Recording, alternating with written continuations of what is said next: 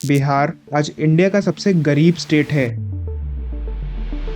आज बिहार 13 करोड़ की पॉपुलेशन के साथ इंडिया का सेकेंड मोस्ट पॉपुलेटेड स्टेट बन चुका है, लेकिन नीति आयोग की रिपोर्ट के अकॉर्डिंग बिहार की 50% से भी ज्यादा पॉपुलेशन मल्टी डायमेंशनली पुअर है। मतलब बिहार की आधी पॉपुलेशन के पास हेल्थ, एजुकेशन और स्टैंडर्ड ऑफ लिविंग यानी पीने के लिए साफ पानी, सैनिटेशन, इलेक्ट्रिसिटी जैसी बेसिक फैसिलिटीज ही नहीं है। यहाँ तक कि बिहार की 1/3 से ज्यादा फैमिलीज यानी कि लगभग 1 करोड़ लोग सिर्फ 6,000 रुपए की मंथली इनकम पर सर्वाइव कर रहे हैं। लोवेस्ट लिटरेसी और एक्सट्रीम पॉवर्टी जैसे टैग्स आज बिहार का इंट्रोडक्शन बन गए हैं। मगर बिहार की कंडीशन हमेशा से ऐसी नहीं थी। शायद आप नहीं जानते, लेकिन बिहार की हिस्ट्री और कल्चर काफी रिच है। मगध और मिथिला ये दोनों रीजन्स एंशिएंट बिहार का पार्ट थे। हिस्टोरिकली मगध को बिहार का सेंटर ऑफ पावर माना जाता था, क्योंकि इंडिया की तो ग्लोरियस डायनेस्टीज मौर्यास और गुप्तास दोनों का ही ओरिजिन मगध है। सम्राट अशोक का जन्म पाटलिपुत्र में हुआ था, जिसे आज हम पटना के नाम से जानते हैं। बिहार के मगध में ही बुद्धिज्म और जैनिज्म की नींव रखी गई थी। नालंदा यूनिवर्सिटी, जिसे आज से 1600 साल पहले का आईवी लीग इंस्टीट्यूशन माना जाता था,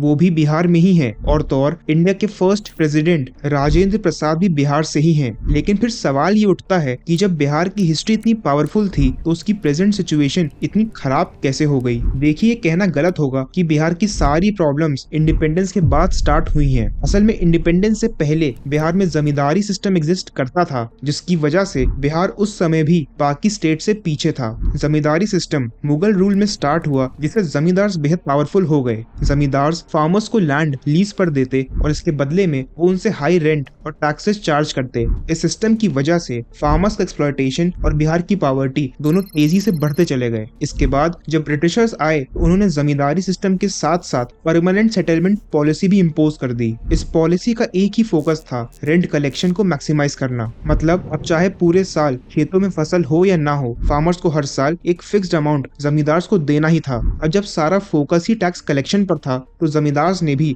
एग्रीकल्चरल प्रैक्टिस को इम्प्रूव करने में कोई इन्वेस्टमेंट नहीं की, जिसके कारण इकोनॉमिक ग्रोथ स्लो होती चली गई। एक बात और, ये जमींदार यूजुअली अपर कास्ट के थे, तो यहीं से अपर और लोअर कास्ट में नफरत पैदा हो गई, जो समय के साथ बढ़ती गई, जिसका इफेक्ट आज हम प्रेजेंट डे बिहार पॉलिटिक्स में देख सकते हैं। अब इंडिपेंडेंस के बाद जमींदारी सिस्टम को तो बिहार से रिमूव कर दिया गया, लेकिन इसी के साथ 1952 में पंडित जवाहरलाल नेहरू ने इंडिया में फ्राइट इक्वलाइजेशन पॉलिसी को इम्प्लीमेंट कर दिया। देखिए, इस पॉलिसी से गवर्नमेंट इंडिया में ओवरऑल इंडस्ट्रियल डेवलपमेंट चाहती थी, जो कई स्टेट्स में हुआ भी, लेकिन इसका सबसे ज्यादा नुकसान जिस स्टेट को हुआ वो बिहार था। इस पॉलिसी की वजह से रॉ मटेरियल्स, खासकर की मिनरल्स जैसे कोल, आयरन और एल्यूमिनियम की ट्रांसपोर्टेशन कॉस्ट को सब्सिडाइज कर दिया गया था। यानी कि अब इंडस्ट्रीज इंडिया के किसी भी कोने में आसानी से फैक्ट्रीज और प्लांट्स को सेटअप कर सकती थी, क्योंकि जिस प्राइस पॉइंट पर रॉ मटेरियल्स उन्हें मिनरल रिच स्टेट में मिल रहे थे, अब उसी सेम प्राइस पर वो materials all over India easily available थे। अब इस पॉलिसी ने दो धारी तलवार का काम किया। देखिए, वर्ल्ड वाइड कनेक्टिविटी की वजह से कोस्टल एरियाज ट्रेड और ट्रांसपोर्टेशन के लिए बेस्ट ऑप्शन माने जाते हैं, तो इसीलिए अब महाराष्ट्र, गुजरात और तमिलनाडु जैसे कोस्टल स्टेट्स में फैक्ट्रीज सेटअप होने लगी थी, जिसके कारण वहां तो इंडस्ट्रियल डेवलपमेंट को बूस्ट मिला। लेकिन वहीं झारखंड, जो एक मिनरल रिच स्टेट है और उस समय बिहार का पार्ट था, उसकी इकोनॉमी को जोर का झटका लगा। इस पॉलिसी के कारण झारखंड/बिहार ने अपना कॉम्पिटिटिव एडवांटेज लूज कर दिया था। हालांकि इस पॉलिसी को अर्ली 1990s में रिमूव कर दिया गया, लेकिन तब तक बिहार डेवलपमेंट की रेस में बाकी स्टेट से काफी पीछे रह गया था। देखिए, बिहार की आज जो स्थिति है, उसमें लालू यादव की गवर्नमेंट का भी इम्पोर्टेंट रोल है। 1990 में लालू यादव बिहार के सीएम इलेक्ट हुए और 2005 तक उनकी गवर्नमेंट पावर में रही। लेकिन कहा जाता है इन 15 सालों में बिहार 1% पर एनम की रेट से ग्रो कर रहा था। ऐसा इसलिए क्योंकि जब लालू यादव पावर में थे, तब बिहार में जंगल राज, करप्शन और कास्टिज्म पीक पर था। देखिए, उस समय बिहार में अपर कास्ट को बाकी कास्ट से ज्यादा एजुकेटेड माना जाता था और मेजॉरिटी गवर्नमेंट पोजीशंस भी अपर कास्ट के पास ही थी। लेकिन जब लालू यादव पावर में आए, तो उन्होंने ज्यादातर गवर्नमेंट पोजीशंस पर ऐसे लोग रिक्रूट किए जो उसके लिए क्वालिफाइड ही नहीं थे। गवर्नमेंट किसी भी अपर कास्ट को रिक्रूट करना ही नहीं चाहती थी। यहाँ तक कि स्कूल्स, डॉक्टर्स और प्रोफेसर्स की 90% गवर्नमेंट पोजीशंस लंबे समय तक वेकेंट रही, जिससे बिहार की इकोनॉमी स्टैग्नेंट हो गई। जरा सोचिए, एक ऐसी पॉलिटिकल लीडर जो ओथ टेकिंग सेरेमनी में शपथ नहीं ले पा रही हैं, वो भला अपनी स्टेट के विकास के लिए कैसे काम कर पाएंगी। लालू यादव के टेन्योर में बिहार जंगल राज के नाम से फेमस था। किडनैपिंग, एक्सटॉर्शन और मास मर्डर्स की संख्या आसमान छू रही थी। लोकल गुंडे इतने ज्यादा पावरफुल बन चुके थे कि उन्होंने बिजनेस ओनर से रंगदारी टैक्स वसूलना शुरू कर दिया था। रंगदारी टैक्स का सिंपल शब्दों में मतलब है हफ्ता वसूली। उस समय बिहार में जब भी कोई पर्सन नया बिजनेस स्टार्ट करता, नई प्रॉपर्टी लेता या इवन नई गाड़ी भी खरीदता, तो उसे वहाँ के लोकल गुंडों को टैक्स के रूप में कुछ अमाउंट पे करना होता था। रंगदारी टैक्स देना मैंडेटरी था और अगर कोई ये टैक्स देने से मना करता तो उसके साथ क्या होता ये शायद मुझे बताने की जरूरत नहीं है। कई रिपोर्ट्स में ये भी सामने आया है कि रंगदारी टैक्स वसूलने के लिए लोकल गुंडे अक्सर बिजनेस ओनर्स के बच्चों को किडनैप कर लिया करते थे। इससे वहाँ के लोगों में डर बैठ गया था और असर ये हुआ कि ज्यादातर बिजनेस ओनर्स बिहार छोड़कर दूसरी स्टेट्स में माइग्रेट कर गए। इसी के साथ जब लालू यादव बिहार के सीएम थे तब चारा घोटाला भी एक्सपोज हुआ, जिसमें वो और उनके कई गवर्नमेंट ऑफिशियल्स की इन्वॉल्वमेंट सामने आई। चारा घोटाला असल में 950 करोड़ का करप्शन स्कैंडल है, जिसमें एनिमल हस्बेंड्री के नाम पर गवर्नमेंट से उन एनिमल्स के चारा, मेडिसिन और इक्विपमेंट के लिए फंड्स लिए जा रहे थे जो रियलिटी में एग्जिस्ट ही नहीं करते थे। जब ये स्कैम एक्सपोज हुआ तब बिहार की पब्लिक को भी पता चल गया कि आखिर करप्शन उनकी गवर्नमेंट में कितना डीपली रूटेड है। इसके बाद 2005 में जब नीतीश कुमार की गवर्नमेंट पावर में आई तब लोगों को उनसे बदलाव की उम्मीद थी, लेकिन उन्होंने भी कास्ट पॉलिटिक्स को डेवलपमेंट से ज्यादा प्रायोरिटी दी। बिहार में उनकी गवर्नमेंट 18 साल से ज्यादा पावर में रही है। रिसेंटली वो अपने 9th टर्म के लिए एक बार फिर बिहार के सीएम इलेक्ट हुए हैं, लेकिन इतने लंबे समय के इंतजार के बाद भी बिहार में कोई खास डेवलपमेंट देखने को नहीं मिला है। इवन आज तक वहाँ कोई बड़ी इंडस्ट्री सेटअप नहीं हो पाई है। आज बिहार में 58% पॉपुलेशन की एज 25 साल से कम है। ये यूथ इंटेलिजेंट और हार्डवर्किंग है, लेकिन इंडस्ट्रियल डेवलपमेंट ना होने के कारण मेजॉरिटी यूथ अपने प्राइम ईयर्स गवर्नमेंट जॉब की प्रिपरेशन में दे रहा है, क्योंकि उनके पास कोई और ऑप्शन ही नहीं है। 61.8% ये बिहार का लिटरेसी रेट है जो इंडिया में लोएस्ट है, और इसमें हैरानी की कोई बात नहीं है क्योंकि वहाँ आज भी इस तरह के प्राइमरी स्कूल्स एग्जिस्ट करते हैं। बिहार के 81 प्राइमरी और अपर प्राइमरी स्कूल्स पर जब एक सर्वे किया गया तो पता चला कि ज्यादातर स्कूल्स बेयर मिनिमम स्टैंडर्ड्स को मीट करने में स्ट्रगल कर रहे हैं। स्कूल जाने के लिए प्रॉपर रूट्स नहीं है, और अगर इतना काफी नहीं था तो 9% सैंपल स्कूल्स के पास तो अपनी खुद की बिल्डिंग भी नहीं थी। इस लैक ऑफ इंफ्रास्ट्रक्चर की वजह से न ही केवल बिहार के स्कूल्स बल्कि वहाँ की इकोनॉमी भी अफेक्टेड है।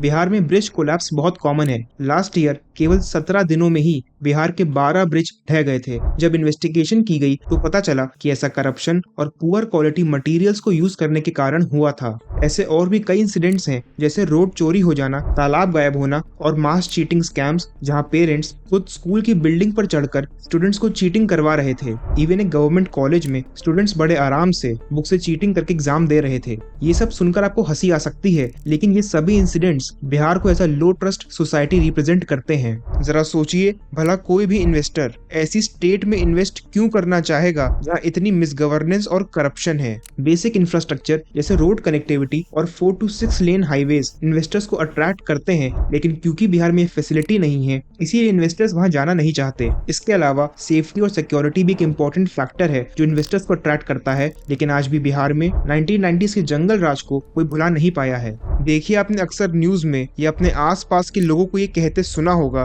कि बिहार एक बीमारू स्टेट है। बीमारू ये एक टैग है जो बिहार को मिला है। बीमारू का मतलब होता है बीमार। असल में इस टैग से उन स्टेट्स को रेफर किया जाता है जिनकी इकोनॉमिक ग्रोथ पुअर है। इसमें बिहार के साथ साथ मध्य प्रदेश, राजस्थान और उत्तर प्रदेश शामिल हैं। लेकिन आज बाकी स्टेट्स की इकोनॉमी बिहार से बेहतर है और इसीलिए वो इस बीमारू टैग से निकलकर डेवलपिंग स्टेट की कैटेगरी में आ चुके हैं। मध्य प्रदेश में 2011 से 24 के बीच एग्रीकल्चरल सेक्टर में ट्रेमेंडस ग्रोथ देखने को मिली, जिससे उसकी जीडीपी 4 गुना बढ़ चुकी है। वहीं उत्तर प्रदेश, जिसकी कंडीशन बिहार से सिमिलर थी, वहां पिछले 6 सालों में कई बड़े क्रिमिनल्स का सफाया हुआ, जिसके कारण यूपी इन्वेस्टर्स के लिए सेफ बना और इसीलिए आज उत्तर प्रदेश एक प्राइम इन्वेस्टमेंट डेस्टिनेशन बन चुका है। इसी के साथ राजस्थान आज एक मेजर टूरिस्ट अट्रैक्शन है। टूरिज्म राजस्थान की इकोनॉमी का मेजर कंट्रीब्यूटर है, क्योंकि राजस्थान की जीडीपी का 15% टूरिज्म से ही आता है। देखिए, हमने प्रॉब्लम्स पर तो बात कर ली, लेकिन अब सवाल ये है कि क्या बिहार की कंडीशन इम्प्रूव हो सकती है?